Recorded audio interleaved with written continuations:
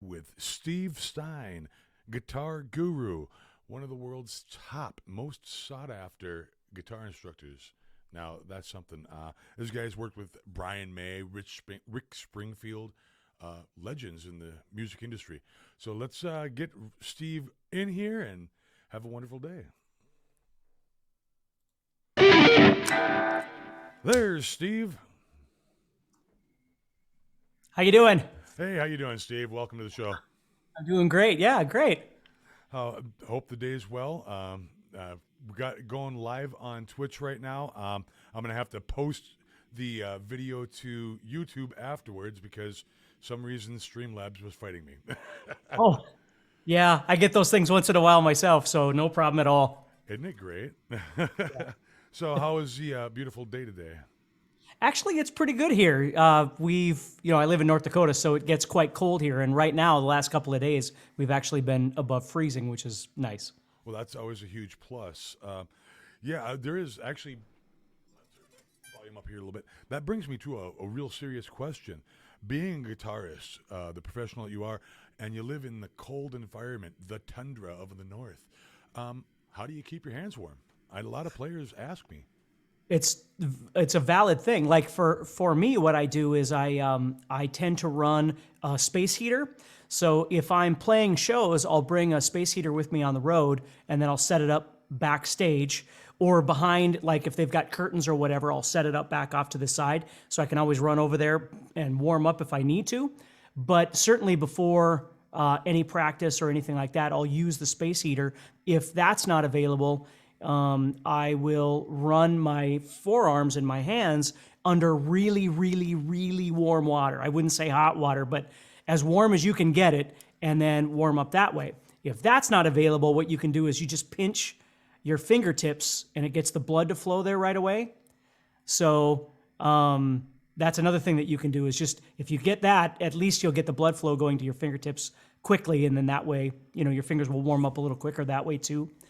I feel But like yeah, I'm like all the those weird things are guy. very valid things for us for sure. I feel like the weird guy.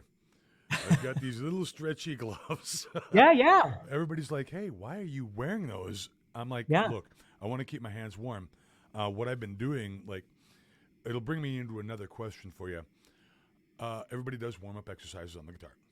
Uh huh. What do you do to get your hands ready? What kind of stretches do you do? Well, for me, like the first thing I always do, and my wife, it kind of drives her crazy because I do these things all the time. But I do like these all day long. Like I'll just sit and do, whether it's facing this direction or pushing this direction, whatever. And then I do these. Like I had carpal tunnel syndrome. I had carpal tunnel surgery on both my hands, and so some of the exercise or the stretches that I learned how to do, the therapy things I learned how to do, I still do to this day. So one of them is this, where you keep the bottoms of your palms together, and then you bring it down as far as you can, yet keeping those palms together. And you really want to get kind of straight in front of you if you can. And then what you do is you take your elbow and you try and push it toward the wall, but the elbow's not allowed to go upward. The elbow has to stay parallel like this. So when you do this and you push, all of a sudden you're going to feel all of these muscles stretch out massively, which is just one of my favorite stretches of all time. So, again, you don't want to do this. You want to keep it straight and push out. And when you do that, you're going to feel all of those muscles and tendons that tend to get really tight. You'll feel those really stretch. So stuff like that all the time. Individual stuff like, putting my fingers in between. I'll put my hand in between my fingers and then stretch them out. Just stuff like that. And that way I can do that all day long. Like it doesn't matter where I'm at. If I'm sitting watching TV or whatever, I'll sit and do all of those things. Yeah, I find myself doing I call it the monk, and Yep. then upwards. And then Yep. I'll make the fist and I'll kind of bend it inward. Yep. And then I put my hands out and kind of do a pullback, especially on this thumb. The thumb, Sure. I have an odd way of playing. I don't play with it right directly behind. I actually end up having it folded because my Oh, okay. fingers, I didn't have the use of the pinky for 20 some years. And I Oh, had a okay. surgery and it actually got me able to begin using it. And then, Oh, like you great. said, the doing is kind of a myofacial getting in Oh, there. sure. I felt the beginnings, what felt to me it had to be carpal tunnel, just killing me right in that part. And I looked it up. I'm like, okay, myofascial. rub the blood up the arm, things like that. Hmm. And then, putting hot hands in your pocket to keep them Sure. warm. And Sure. yeah, I'll find myself just doing this all day long, running through the imaginary fretboard. And I'm a guitar player in progress. I'm still Sure. learning, We all and are. I'm very, very, very grateful for all the courses that you have put up. I've seen you all over YouTube, and it's a huge honor for me to be able to sit here and talk with you. I appreciate everything you do for the guitar community. Thank you Um, very much. so I know it says you worked with Brian May and Rick Springfield. You got to tell me, what is that like?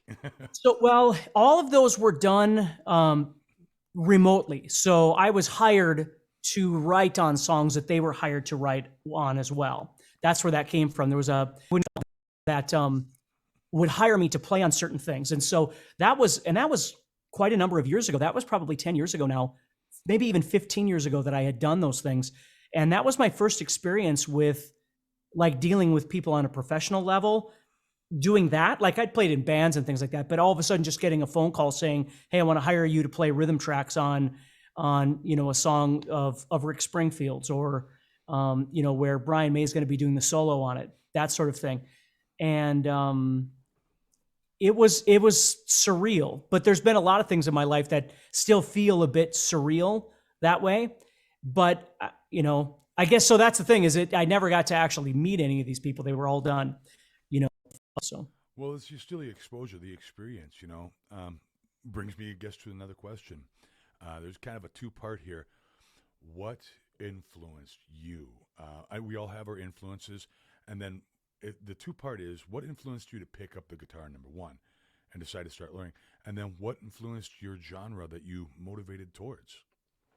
well, I guess the influence to pick up guitar. I've always been interested in music. My parents listened to music. My parents were not musicians, but we had a lot of music in the house. My mom listened to a lot of 50s music, old school country music, things like that.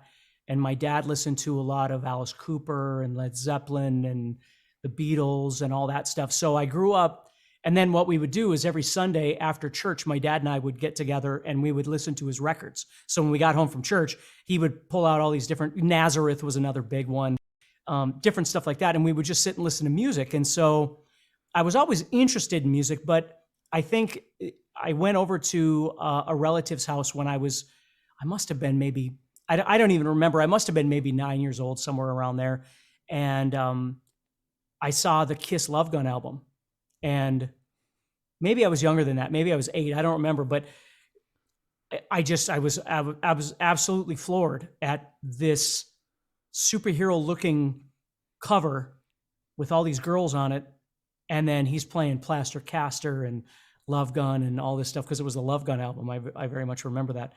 And just going, my God, this is so. Of course, being that age, I was still had GI Joes or whatever it was at that time. So now all of a sudden I started pursuing Kiss and bought the Kiss dolls and all that stuff. So it was this weird mix of being a little kid and having like superheroes that were all also musicians. So for me, I think that's where it all started. Was I went, wow, I really want to do this guitar thing, and then seeing, because of course I'm not sure how old you are, but I'm 48 51. So today. back then, yeah.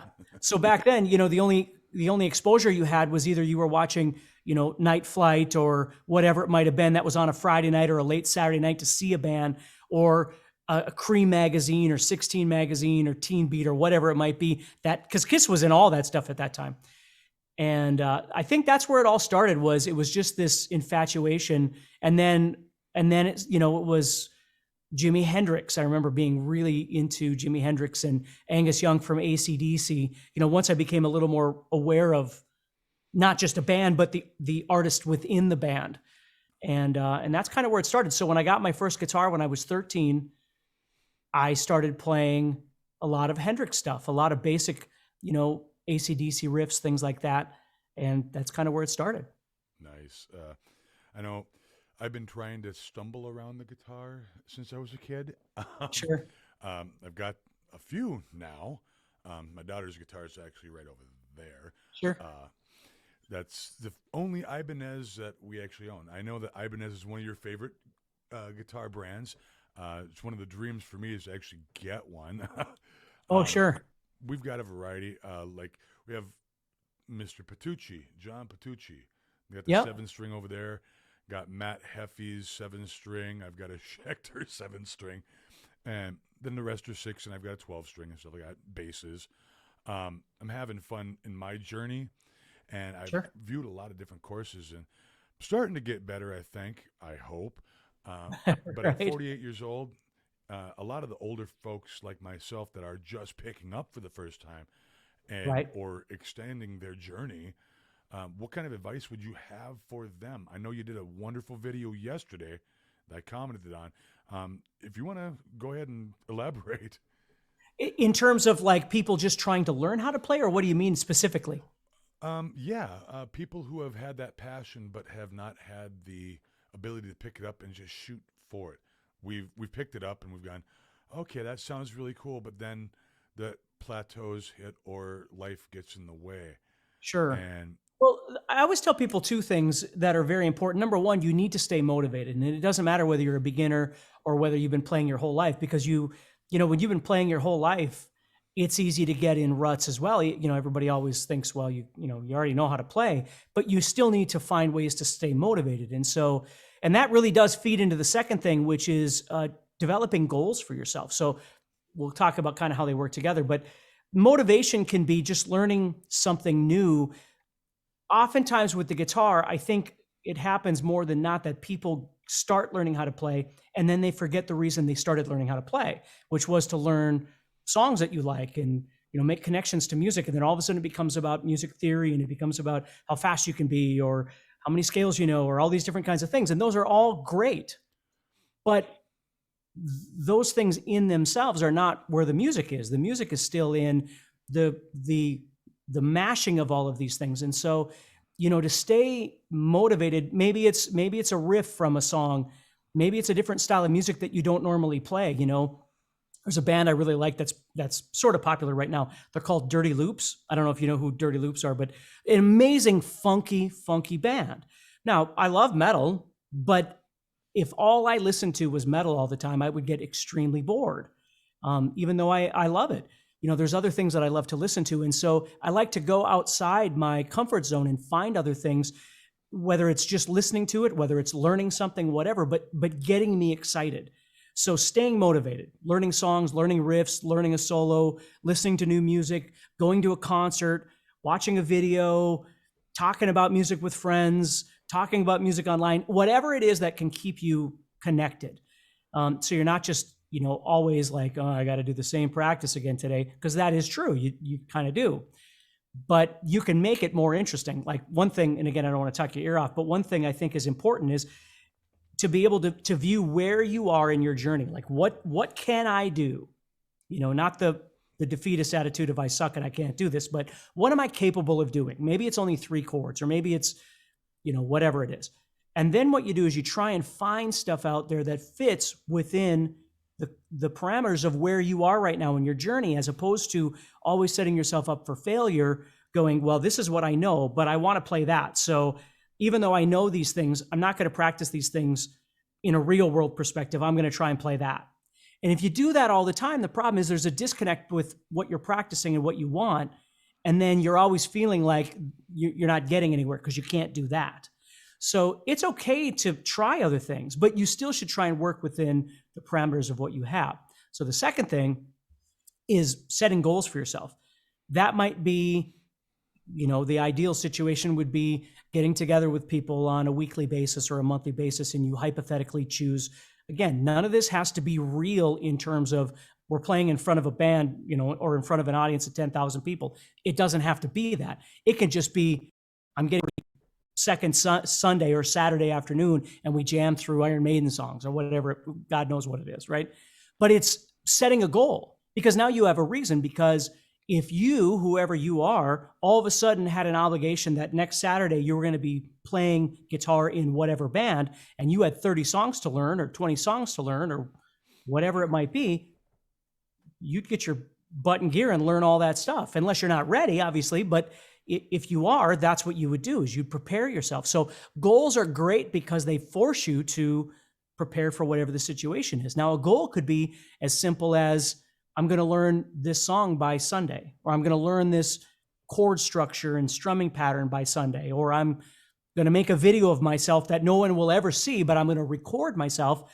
And I don't mean that like in a negative way. I mean, seriously, it's not like everything everybody creates has to go out to the public and then get critiqued by everybody. Sometimes you just do it for the fun of it. When I was 15 learning Aussie tunes, I didn't want to be seen by people because I didn't feel comfortable with it, but I still needed to set realistic goals for myself. And then that moved into, around 16, I started jamming with other musicians and things like that.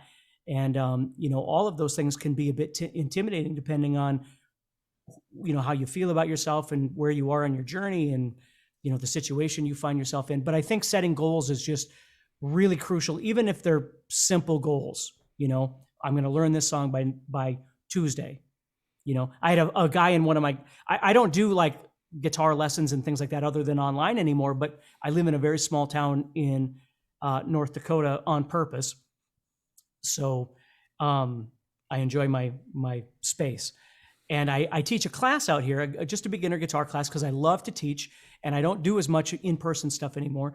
And I had a guy in class that said, he goes, I've made a goal. I'm going to start playing in my church in the fall. And I said, that is a perfect goal. But what you need to do is say you're going to start playing in your church on August 1st or July 1st or whatever. Set yourself a definitive goal so the fall isn't September.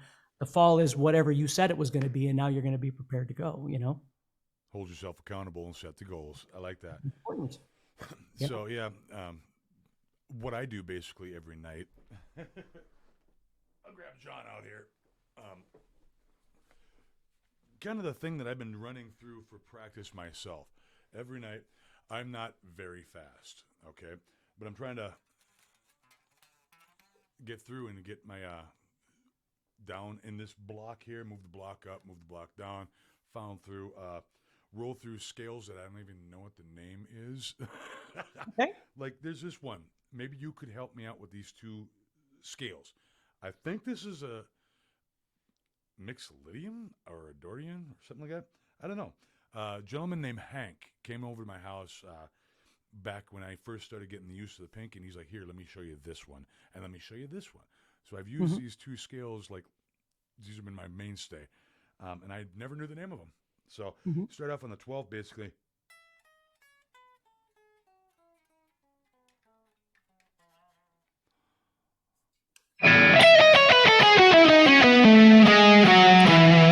That's what you're playing? That's a major scale. Yeah, that's your do, re, mi, fa, sol, la, ti, do scale. Yep. All right. See, I'm like, what the heck? And then the other one he told me is what's called expanded blues scale. You're kind of the...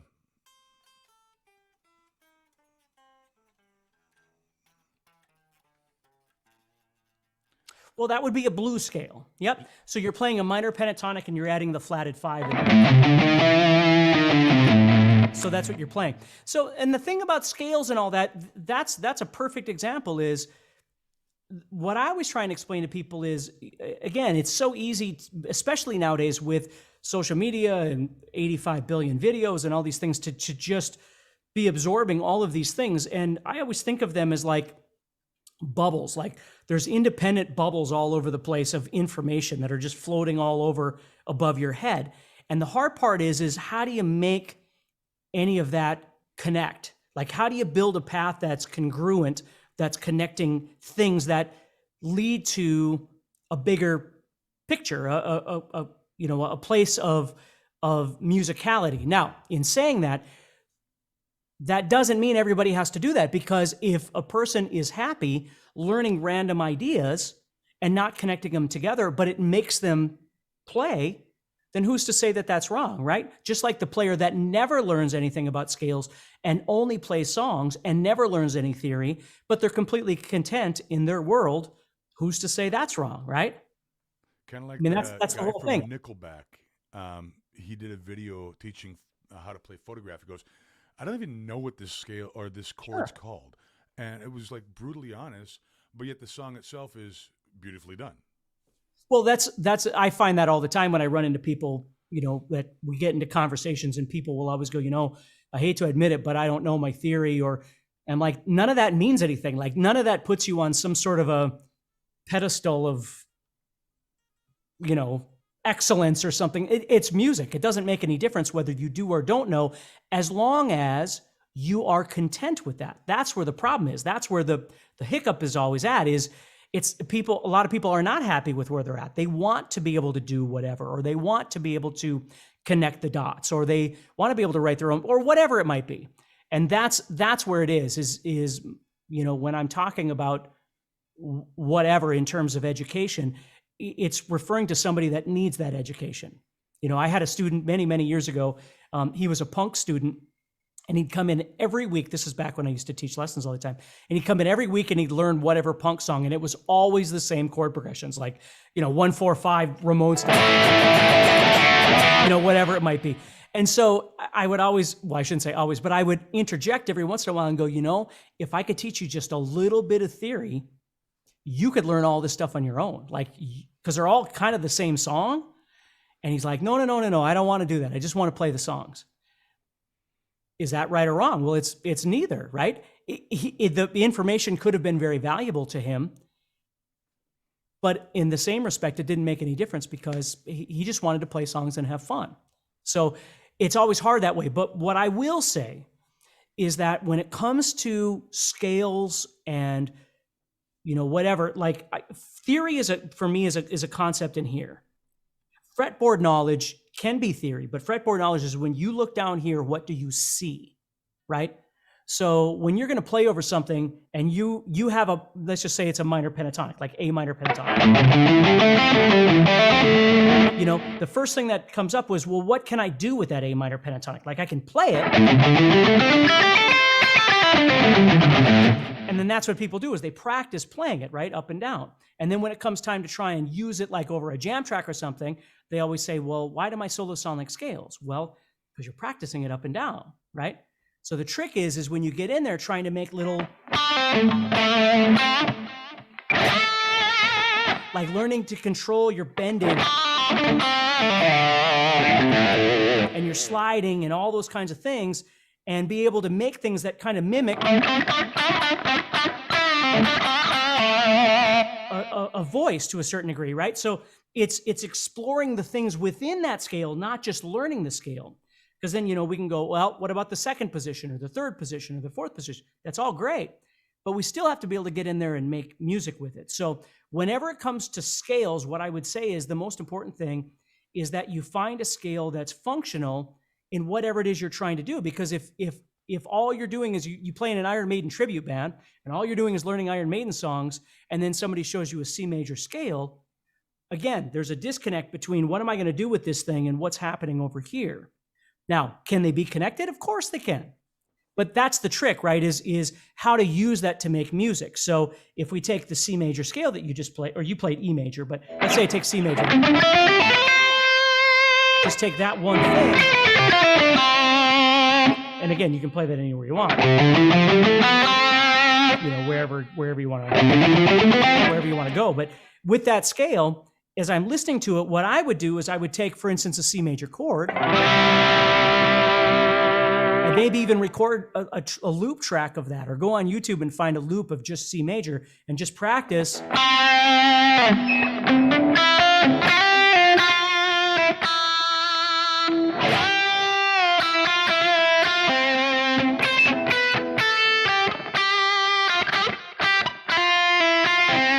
And you just start screwing around, listening to what that C major scale actually sounds like, not just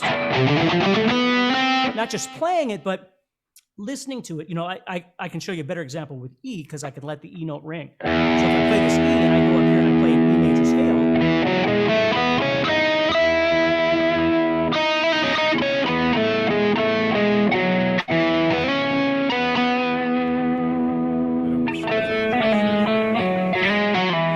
it's going to. I mean, that's what these guys learned how to do, how they learned how to do it, and why their music sounds the way it does, which is just so cool. But that's one thing I think people don't spend enough time with, is they'll learn a scale, but they don't really listen to the scale. They just play it, as an exercise, which is great. We got to do that. We got to learn how to play that thing up and down, no doubt about it.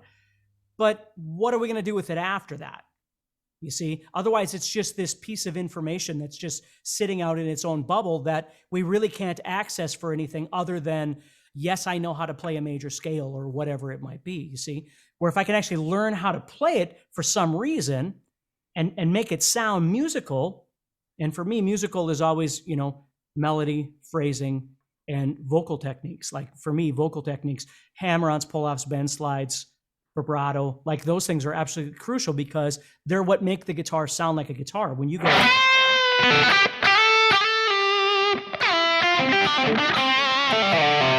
it sounds like a guitar. When you go, it just sounds like a scale. But when you,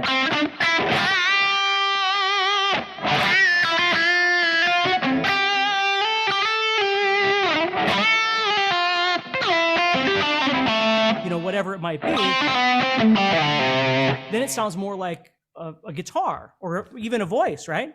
Yeah, that's one of the things I'm trying to do was as I'm playing is give each note instead of a just ding a word, like it's singing.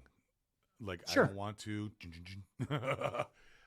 try and imagine something being said, and it actually it's weird because I've got a couple of songs I've written, working on them. One of them actually is quite anti-political. I call it Political Pig. Another one is Mommy Please. It's kind of an anti-abortion song, something that's really close to my heart. And I'm going through the guitar. I'm like, what would sound that very melodic, but kind of that, hey, look, this is a serious moment. This is a serious discussion.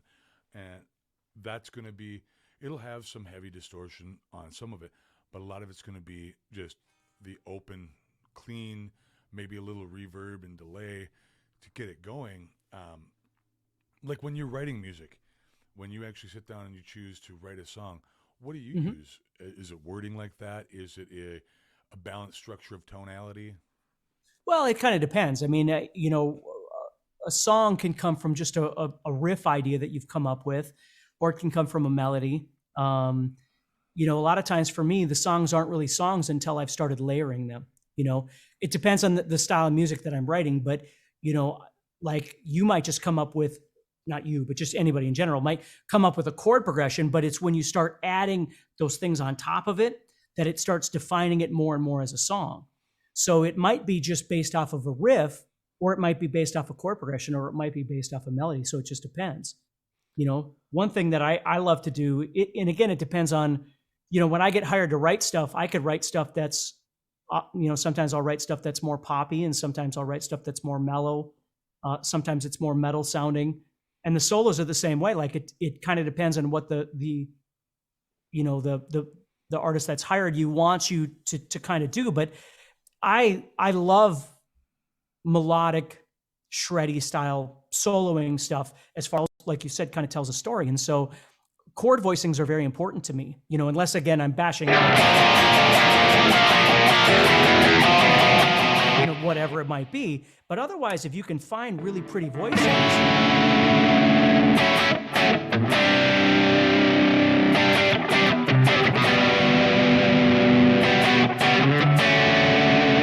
I love that kind of voicing where you can hear,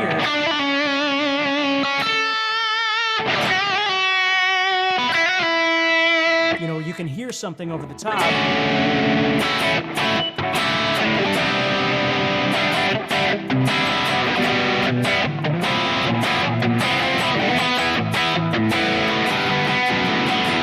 Whatever it might be. And so it just sounds more interesting. Now, I don't know that I would have said that 20 years ago, right? Where,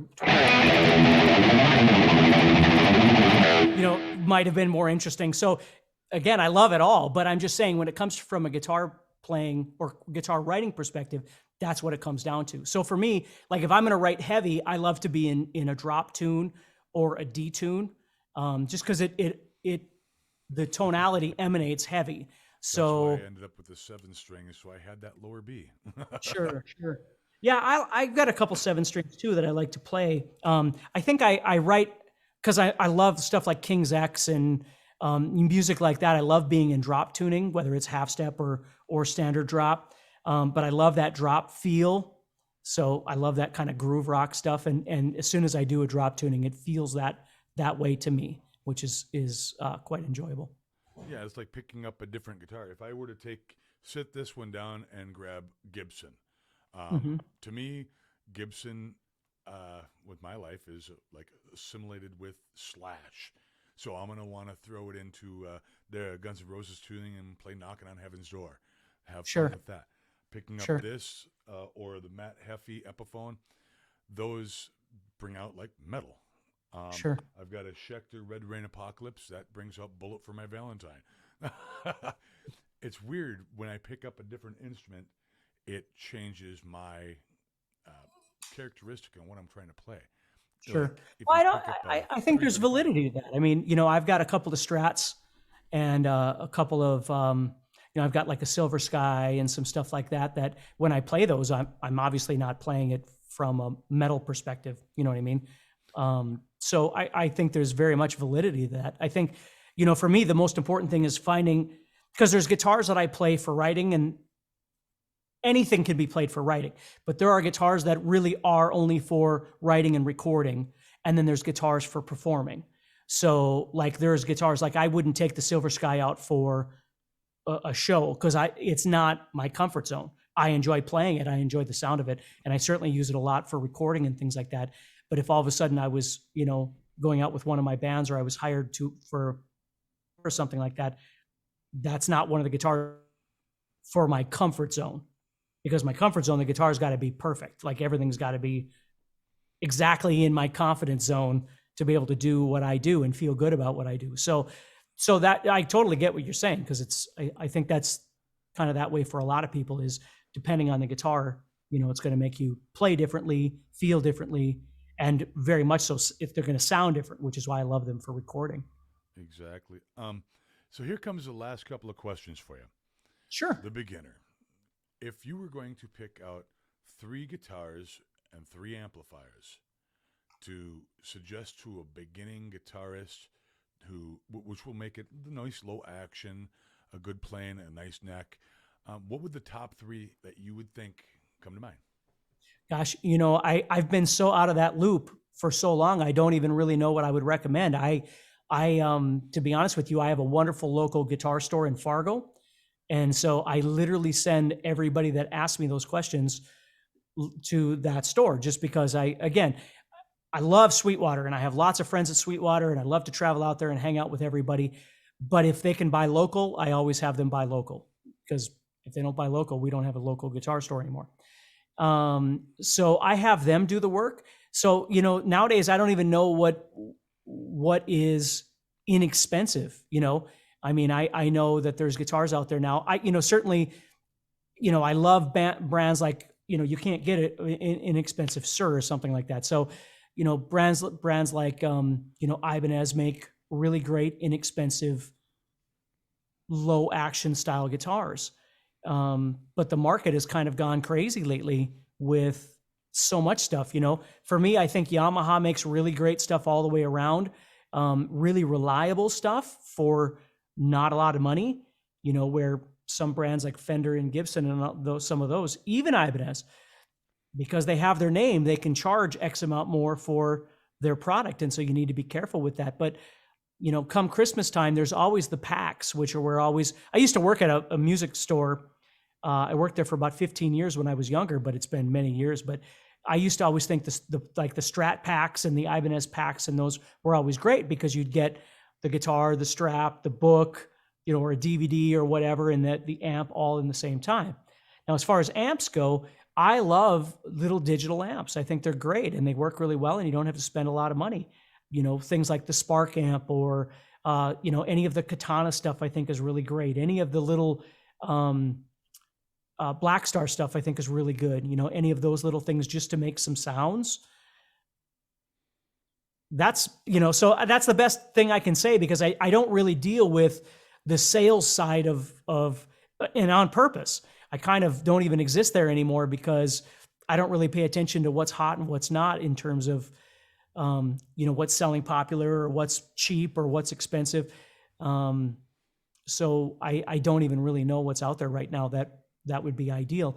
I think the most important thing I will say though is if somebody was going to buy a beginner's guitar, the most important thing is that you buy something that isn't a lot of money. Who's to say the action is high or low relative to the person, right? I mean, when I was a kid, and you might have been the same way, but I said I started playing when I was 13, and that's half true.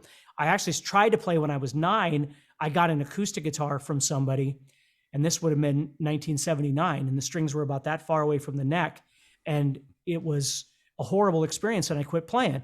Well, you can't even buy a guitar anymore that's like that. Like those days are gone because the manufacturers, the assembly lines are so dialed in that it might not play as good as A, B, or D, but it's not like that anymore. So even if you buy something that's, whatever, and it only costs you $300 or something like that, it's still going to be playable. It's just, what do you like? Where I would get students sometimes where their parents would buy them a Les Paul, and you're like, okay, so you don't know anything about this kid. He's never played guitar before. And now, you bought him a guitar that's really heavy and it sits back like this, and it's got, 2 humbuckers. Maybe he was you don't know until you start playing. You don't know what pickups are. You don't know anything about anything until you've been playing for a little while. So that's the nice thing is that if you get something relatively inexpensive, once you've been playing for a year or two or whatever it might be, and you kind of got your wits about you and you're like, yeah, I want to play metal. Okay, well, let's look at humbuckers. This is what you should be looking at, or I love, more bluesy kind of stuff, Eric Clapton or whatever it might be. Okay, well, maybe we need to look at some single coils or something like that. So that's the one bit of advice I would give more so. All right. Yeah, I'm running through a Line 6 Mark II, the Spider Sure. 5, and then I got Sure. the footboard. It's fun. It Sure. works. Yeah, the Line 6 stuff, I haven't had Line 6 stuff for quite a while, but there was a time when I had the Bogner Line 6, the two 12-inch with tubes in the power amp section. And I really enjoyed that amp. I thought it was a great amp. Now I play a lot of different things, but yeah, I think, especially when you don't need to worry about how loud it is. You're just worrying about how good it sounds. Again, is the sound motivating, right? Where if you go out and you buy an amp and the amp is a 1-channel, right? And you don't have a distortion, right? So now you got to buy a pedal. Well, now you got to learn what pedals are. Well, what pedal are you going to get? Well, that's a whole nother thing. Where a little all-encompassed digital amp is nice because you can just turn the knob and you get a sound for the White Stripes, and then you get a sound for AC/DC, and then you get a sound for whatever. And so those in themselves can be motivating. With our digital age, you've got like the Spider 2 controller, and I can go onto the cloud and grab whatever patch I want and put it in there. Sure. Like Black Star has them, Spark has them. All these amps have the patches. So you just type in the name of the artist or the song that you want, and you can pretty much get what you want for the sound dialed in. Yeah, that's right. That's right. Yeah, all that's in that. It's too bad that stuff wasn't around, 30 years ago, but it wasn't. So, but you're right. I mean, and it makes it fun to practice. When the day comes that you need to elevate to a bigger amp for a reason, again, because you have something happening, you're going to play, start playing in a band and whatever, and you want that volume or whatever it might be, then it's time to reassess what you have and whether or not you need to make a change or whether or not you don't, So I love the sound of like, a 50-watt tube amp that you're cranking up. And I own Kempers and I own all kinds of different things and I love them all. But there's just something about the sound of a tube amp when you crank it that I still am absolutely in love with. Do I use it in the studio here? Very seldom because there's no reason to. 99% of my stuff is either done with plugins, with the Kemper, which is what I'm plugged into now, or with like my Hughes and Kentner, it might be something like the Black Spirit or something, but something that I can run direct and then, I can talk to you and I can play and it's not, the sound is coming through just fine on your end and it's not getting in the way of anything. But to do those live on stage, sometimes I've done them, but if I play in one of my heavier bands, I love volume. And so it's nice to have, a 412 and, that sort of thing. If I got someone to help me carry all that crap. Yeah. See what I run, like I just have the Aris 3.5 for the studio monitors running through a Focusrite 2i2, and I Hmm. hook my amp directly to with the line through out of the Sure. headphones jack. So I'm Sure. like, all right, it works. It gives me sound. May not Yep. be the top quality sound, but I have fun with it. That's right. And Well, and that's the point. Because what does top quality sound mean? You know what I mean? You got to keep. That's the whole thing. Is you got to keep dialing this in. Like for me, I learned a long time ago that my, and I always tell people this, my comfort zone really exists within the comfortability of the guitar. It doesn't really matter to me whether it's this brand or that brand. If I grab the guitar and the neck is, it speaks to me. If it's anything other than that, I can use it for different parameters, but it's not going to be a go-to guitar. So that guitar neck has got to be dialed in or have capability of being dialed in. Once I get that, then my next thing is my pickup configuration. I've been playing EMGs for so long that they are essential to the way the guitar feels in my ears when I play.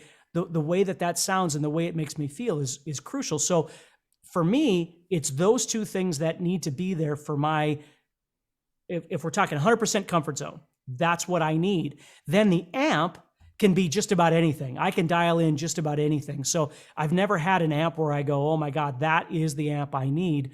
I can switch out amps pretty easily. And I know everybody isn't like that. But if I start with this and I start with my confidence, my comfort, and my confidence in the way that sound is being transferred through those pickups. And there's lots of other great pickups. Don't get me wrong. I play other pickups too. But I'm saying if all of a sudden you got a call and you're going to play in front of 10,000 people and whatever you're playing requires some skills, you got to have what's going to be most comfortable when you hit that stage, right? So that's where it starts for me. The amp I can always deal with in whatever capacity to make that work. You know, when you go on tour, sometimes you don't even bring an amp. You use whatever is being sponsored. The tour might be sponsoring something, right? So you're using that amp, or you're just using backline that exists at the show. So every time you show up, there's new backline. That happens quite frequently. And so you're not always capable of bringing amps and things like that. So that's why, again, this becomes really, really important, because that comfort level, you're going to have an adversary in that amp sometimes, because it's not going to be what you ideally would use, but you're using it that night. So you're going to make it work, right? all righty. Well, I guess I don't have any more questions except for why do zebras have stripes? I don't know. Why do they have stripes? Cheetahs beat him in line to the polka dots. All right, brother. Hey, on the way out, I wonder, would you be willing to leave us with a little bit of melody? A little bit of what? Melody. Sure.